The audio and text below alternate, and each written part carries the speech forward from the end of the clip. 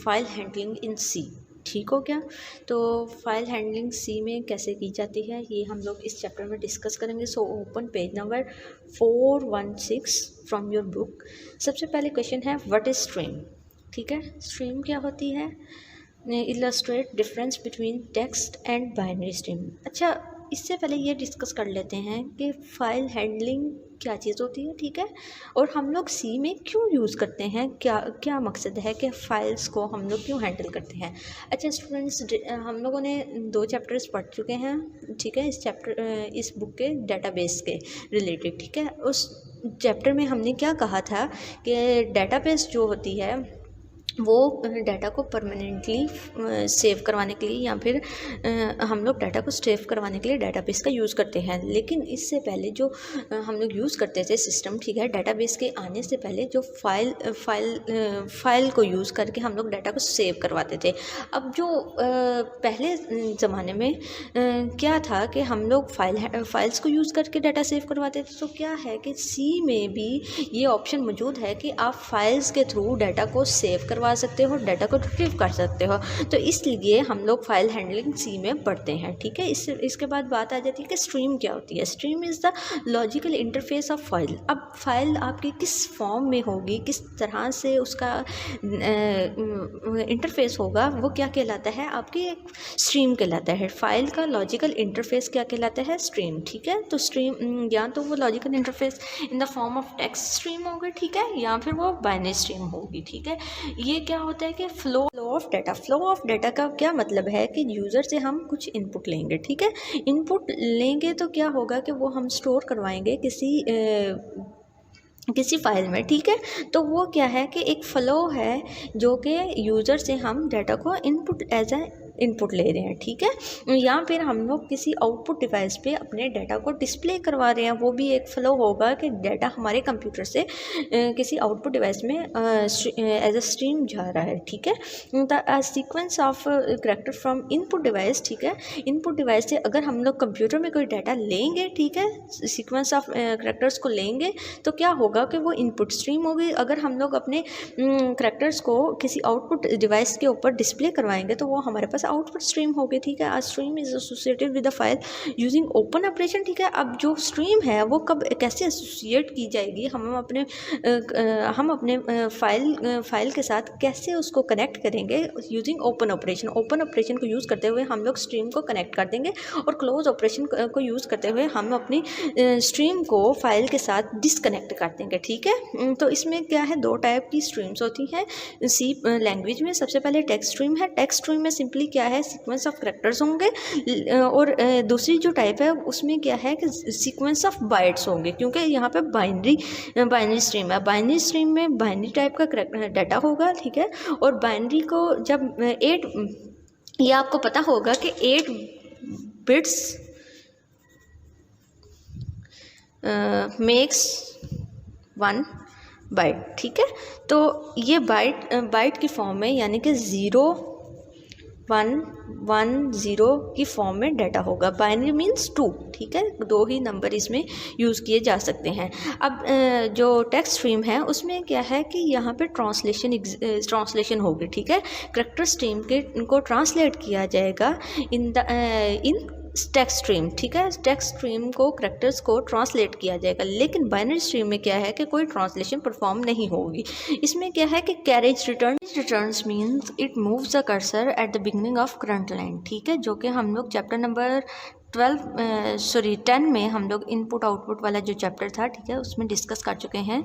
ठीक है, जहाँ पे हम लोगों ने /n/r, ठीक है, /r is the carriage return. ठीक है, /n जो एस्केप स्पेसिफायर पढ़े थे उसके साथ साथ हम लोगों ने एक एस्केप स्पेसिफायर पढ़ा था। ठीक है, /r के नाम से, जो कि कैरेज रिटर्न कहलाता है।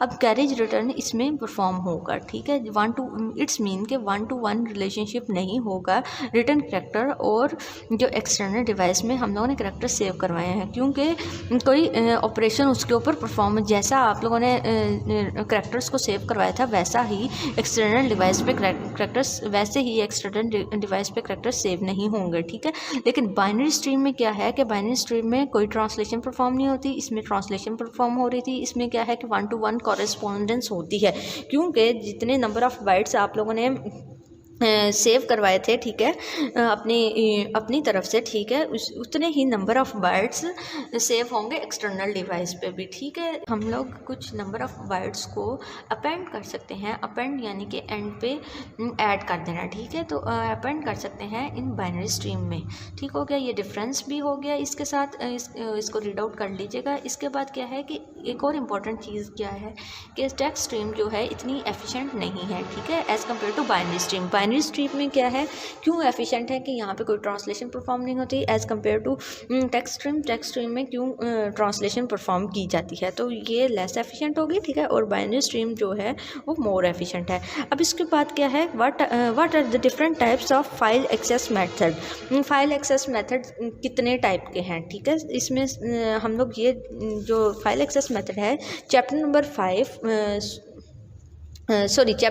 1 पेज नंबर 5 पे डिस्कस कर चुके हैं, जिसमें हम लोगों ने सिक्वेंशियल फाइल और रैंडम एक्सेस फाइल के नाम से टॉपिक्स डिस्कस किए थे। सेम है, इसमें भी वही कॉन्सेप्ट्स हैं जो कि हम लोगों ने चैप्टर नंबर 1 में डिस्कस किए थे। सिक्वेंशियल एक्सेस मेथड में क्या होता है कि हम लोग इन सीक्वेंस डाटा को स्टोर करेंगे या फिर डाटा को रीड भी इन सीक्वेंस करेंगे, ठीक है। फॉर एग्जांपल मैंने 10th नंबर वाला रिकॉर्ड देखना है, ठीक है, तो मुझे क्या करना पड़ेगा, 1 2 3 सारे रिकॉर्ड्स को 1 by 1 एक्सेस करना पड़ेगा, ठीक है। तो फिर जाके 10th वाला रिकॉर्ड को मैं एक्सेस करूँगी एक सीक्वेंस के साथ, ठीक है। तो मैं डायरेक्टली 10th रिकॉर्ड को एक्सेस नहीं कर सकती इन सिक्वेंशियल एक्सेस मेथड। यहाँ पे ये क्या है कि एज़ कम्पेयर टू स्लो भी होता है, ठीक है, क्योंकि हम लोगों ने बारी बारी हर प्रीसीडिंग रिकॉर्ड को चेक करना होता है और देखना होता है, ठीक है। लेकिन जो रैंडम एक्सेस है, रैंडम एक्सेस में क्या है कि डायरेक्टली हम लोग एक्सेस कर सकते हैं प्रीसीडिंग डाटा को देखे बगैर, ठीक है। फॉर एग्जांपल अगर मुझे 10th वाला ही रिकॉर्ड चाहिए तो मैं क्या करूँगी, इन रैंडम एक्सेस मेथड में 10th वाला रिकॉर्ड डायरेक्टली जाके एक्सेस कर सकती हूँ। तो ये कंसेप्ट था फाइल एक्सेस मेथड्स का, ठीक है, जो कि 2 तरह की होती है, एक सिक्वेंशियल एक्सेस मेथड है, एक रैंडम एक्सेस मेथड है। Next topic is what is the use of new line and E of F markers in file। अब इन दो चीज़ों का क्या मकसद है हमारे फाइल्स के अंदर, ठीक है। फाइल्स के अंदर हम न्यू लाइन और E of F क्यों यूज़ करते हैं। अब E of F क्या होता है, सबसे पहले E of F को डिस्कस करते हैं। E of F क्या होता है, a text file is named collection of characters saved in secondary storage such as disk. अब टेक्स्ट फाइल क्या होती है आपके पास, जिसके अंदर कुछ कैरेक्टर्स सेव किए जाते हैं। अब टेक्स्ट जो है, टेक्स्ट की जो साइज़ है वो फिक्स नहीं होता, हम लोग चेंज कर सकते हैं टेक्स्ट के किसी फाइल के अंदर हम लोग जितना मर्जी टेक्स्ट ऐड कर सकते हैं, या टेक्स्ट क्या होता है कि number of collection of character ही होता है ना बेसिकली। तो क्या है कि जो एंड ऑफ फाइल, जो E of F stands for end of file, ठीक है। तो end of a file is a special character, जो कि स्पेशल टाइप का करेक्टर है, जो क्या इंडिकेट करता है, आपकी फाइल का टेक्स्ट फाइल का एंड इंडिकेट करता है। It is placed after the last character in the file. जब आपकी फ़ाइल फिनिश हो जाती है, यानी कि आपकी फ़ाइल का एंडिंग करेक्टर होता है, ठीक है, आ जाता है, तो उसके बाद एक E of F character place कर दिया जाता है, ठीक है। E of F standard input output में ऑलरेडी डिफाइंड है, ठीक है। तो ये फंक्शन को डायरेक्टली यूज़ करके अपनी फाइल के कंटेंट को हम एक्सेस कर सकते हैं, अपने फाइल को रीड कर सकते हैं, ठीक है। तो अब क्या है कि character is equal to F get C, ठीक है। फाइल के अंदर से हम लोगों ने करेक्टर रीड किया और वो सेव करवा दिया किसमें, CH वेरिएबल में, ठीक है। और उसको चेक किया is not equal to end of file, ठीक है, यानी कि एंड ऑफ फाइल तो नहीं है, कहीं पे हमारे पास जो करेक्टर है वो एंड ऑफ फाइल तो नहीं है।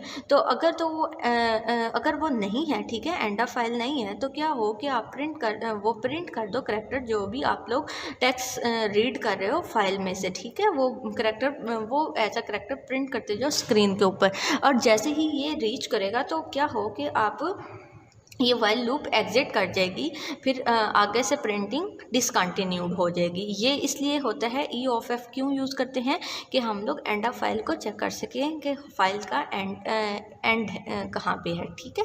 तो नेक्स्ट न्यू लाइन किस लिए यूज़ करते हैं, ताकि हम लोग ये चेक कर सकें कि आइदर न्यू लाइन तो नहीं क्रिएट कर दी गई। जैसे कि जब भी सी लैंग्वेज में हम लोग कोई फाइल क्रिएट करेंगे तो जो फाइल क्रिएट होगी उसमें क्या होगा कि जैसे ही हम एंटर कमांड प्रेस करेंगे, ठीक है, एंटर की प्रेस करेंगे तो क्या होगा कि आप लोगों का एक C/N के नाम से एक करैक्टर ऐड कर दिया जाएगा न्यू लाइन से।